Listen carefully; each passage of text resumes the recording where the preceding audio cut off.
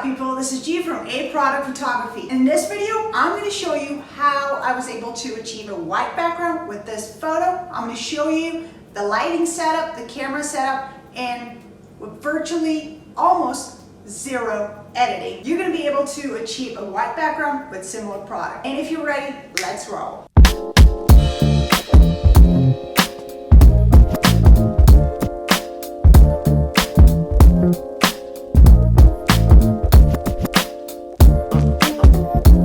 Alright people, so let me walk you through how I did the photo of this purse just by taking a picture of it without doing any excessive editing. I did a tiny bit of editing and I'll show you and walk you through what that is. Alright, first thing first, what I did, let's start from the base, what we have for the base for us to take a photo of the purse. So number one is I have this white foam board as a base. The reason why, of course, for us to get a white background. Now, the reflections that you see in the photo are from having a transparent acrylic sheet that I placed on top of the white foam board. Okay? So, number one is done, right? Number two is what we have in order for us to get a white background from the background itself, not the base, right? The background right here.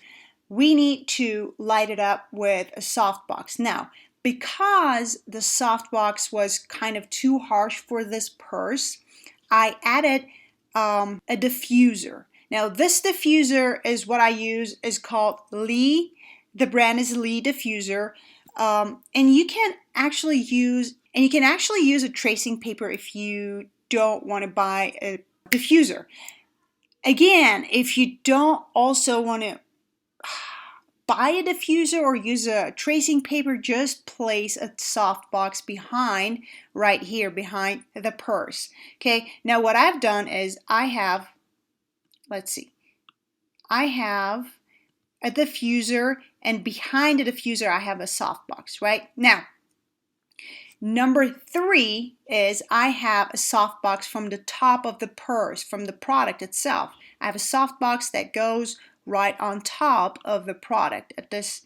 In this example is the purse. Now I have another light softbox from the right side of it, and then I have another softbox from the left side of it. Okay, so two sides. It's lighted up from its two sides, and it's lighted up from the top and from behind. Okay, now let me show you the camera settings. All right, so right here what I'm doing, I'm recording the screen of my computer that shows up from my Lightroom. So basically my camera is hooked up to my computer, and through the Lightroom software, what happens is I can control the settings of my camera right here. And what I can also do is I can see the end product of the how the picture looks, right? So let me go back. Here's what I'm going to tell you. Right here, what I'm doing is I'm showing you how white the background is. When this says RGB is 100%, that means where I'm placing my cursor, that means that spot is 100% white, right? Now, how I achieved this white background is through the same setup that I just showed you a minute ago, okay? I had a background lit up with a softbox, and I have on top of it a softbox on top of the product, and I have two lights on both sides of the product. That's how I achieved 100% white background. Now, of course, that also means that we have to know what kind of now if you also notice, the reflection right here is achieved through having a transparent acrylic sheet, right? Now, you also need to know the settings of the camera, right? Now, the settings of the camera is right here where I show you. Let me see, right here. That's because it's a video. Okay, so the shutter speed is 1/15, the aperture is 10, and ISO is 100. I usually keep the ISO 100. I don't want to go more than that because what happens is the more you increase the ISO, yes, your picture is going to be brighter because it's going to the camera is going to let in more light through the lens. However, it's going to cause some grainy type of looking photo. So if you can keep the ISO 100 and play around with the shutter speed and aperture, that's when your photos are gonna look bomb. All right.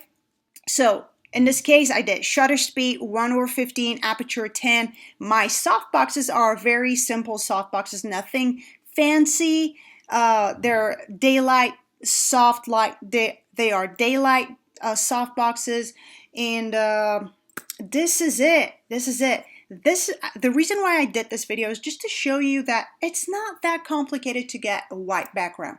Of course, you need to do some of course, you need to have some setup in place. Your camera has to be your camera has to have the right setup. Your lighting has to have the right setup. But if you do what I did in this video, you're really going to have a white background. You're really going to have beautiful looking, clear, crisp looking, attractive product. Now, one more thing that I do want to mention is if at any point I had some, let's say, not 100% white, let's say it's probably going to be around this area. What I did is I went to my settings right here in Lightroom, and what I did, you notice this right here, the white has been up all the way. Okay, that's what it does is it's going to take all the white and make sure that it makes it whiter. Okay, basically that's what it does. Okay, and I opened up the texture just a little bit so the purse looks more attractive and the texture pops out that way.